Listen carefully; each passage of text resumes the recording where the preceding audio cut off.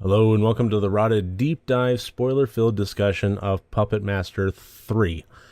Now, some things I want to kind of get right out of the way. I really thought that the character of Toulon was much better than the second movie.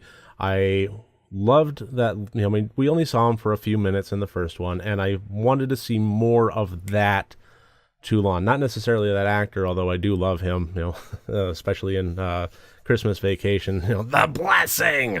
But I really did love the character, and I wanted to see more of that Toulon as opposed to the monologuing, ham-acting, Claude Rains-ish antagonist jerk that we saw in the second one. And we got it. We got the gentle old man that was simply struck by tragedy and reacted to it and had his love of his puppets. I love that, and I'm really glad that we got an entire movie of it. I really hope that the direction of that character continues as the franchise does.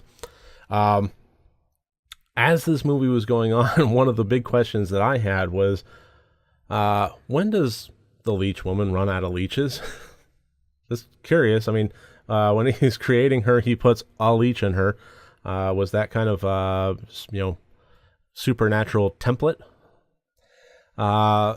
The marionette death at the end was one of my favorite scenes that I can remember in this entire franchise, and honestly, in a lot of horror movies. If I think about memorable deaths in a horror franchise, okay, cards on the table. If somebody asked me to make a top 25 deaths in any horror movie that I can think of, this might wind up on that list. I don't know where on it, if it is in order of, best to worst.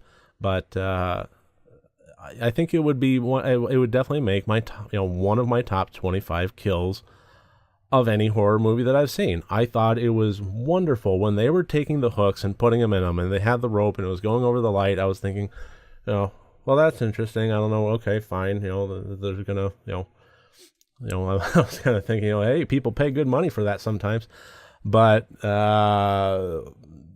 Then when he got lifted up and I saw the arm and the leg and they were doing the marionette thing, I thought that was wonderful. And the light coming from behind him and the way he was silhouetted, and it was just insanely, brutally wonderful. I really loved that. So yeah, good moment. It really, I think that one of the best things that a movie like this can do is have a really good note to end on like that. It really just leaves the movie with this upbeat kind of feeling that you get toward it. Even if it dragged in the beginning or middle, having a quality ending like that really kind of it energizes the audience when they leave the theater. That's like one of the things that they remember. Love that. Again, really, really amazing to me that they made this movie for $800,000. They had classic automobiles, they had car crashes, they had, the marionette effect, they had the puppetry, the stop motion, the blood, the costuming, the acting, the everything about this. If you want to make a cheap movie, you don't make a period movie, and they managed to do both. I thought that was incredible. It's something that I hardly ever see. I was super happy to see it in this one. When I saw that this movie was going to be set in 1939, I was groaning inside about, well, great, so this is pretty much going to be confined to one house and we're going to have a few costume changes and that's about it. No, it really went out in the world and it explored, Berlin. I don't know, maybe it was set in Berlin, actually filmed in Berlin, but, it was set in war-torn Berlin. Regardless, yeah.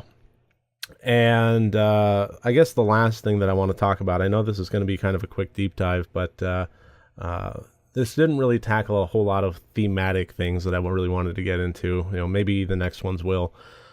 But the last point that I want to talk about is the cliffhanger. I love a movie that is not so afraid of its own reputation that it won't throw out a cliffhanger like that. So when bad dolls do good or something, whatever it was there, look for the next movie. I really, really like that. I mean, obviously I know that there are 13 movies in this franchise now, but I'm trying to put myself back in the eyes of a fan of the franchise back in 1991, sitting in the theater wondering if they were ever going to make any more, and then seeing that and getting all the more energized by it, especially on the tail of such a good movie. So I just thought this was fun. And why make a killer puppet movie if you're not going to make it fun?